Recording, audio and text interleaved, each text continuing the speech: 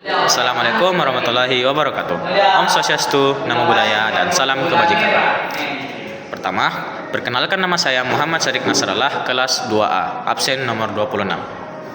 Pada video kali ini, saya akan mempresentasikan materi mengenai konflik dalam keberagaman serta ancaman, tantangan, hambatan, dan gangguan, atau yang disebut juga dengan ATHG, yang kemudian akan kita kaitkan dengan pentingnya menjaga harmoni dalam keberagaman demi mewujudkan integrasi nasional.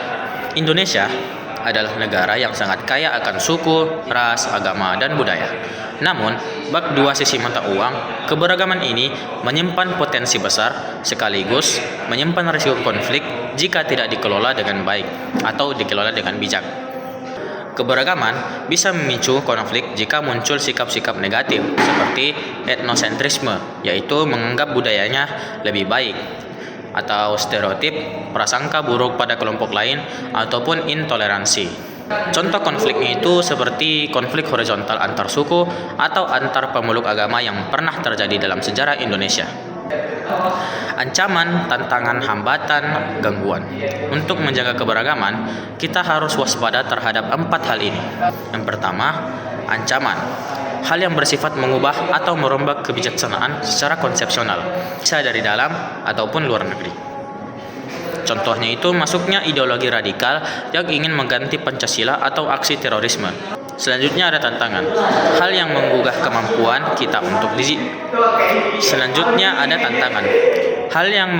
kemampuan kita untuk diatasi. Contohnya, bagaimana menjaga agar media sosial tidak dipenuhi oleh hoaks dan ujaran kebencian berbau sara. Ketiga, ada hambatan, hal yang berasal dari dalam diri sendiri, yang melemahkan usaha. Contohnya, masih tingginya angka kemiskinan dan ketimpangan ekonomi, serta beberapa daerah yang membuat masyarakat mudah diprovokasi. Selanjutnya ada gangguan, hal yang berasal dari luar diri sendiri yang sifatnya mengusik secara tidak konseptual. Contohnya itu gangguan keamanan dari kelompok kriminal bersenjata atau KKB, atau penyeludupan budaya asing yang merusak moral bangsa.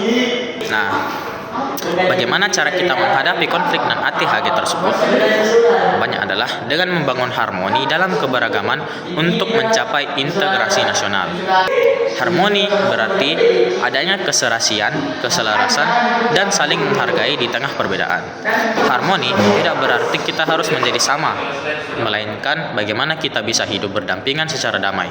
Semboyan Bhinneka Tunggal Ika adalah fondasi utama dari harmoni ini. Selanjutnya, integrasi nasional. Integrasi nasional adalah proses penyatuan berbagai kelompok, budaya, dan sosial ke dalam kesatuan wilayah nasional yang membentuk suatu identitas nasional. Nah, apa hubungan antara kedua itu? Tanpa harmoni, integrasi akan hancur. Jika konflik dibiarkan dan ATHG gagal diatasi, maka ego kelompok akan menguat. Akibatnya, integrasi nasional bisa robek dan memicu disintegrasi.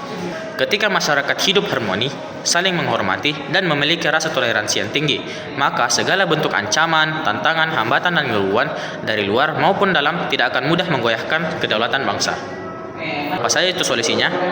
Solusinya adalah integrasi nasional hanya bisa terwujud secara kokoh jika ada rasa keadilan sosial dan sikap toleransi aktif dari setiap warga negara.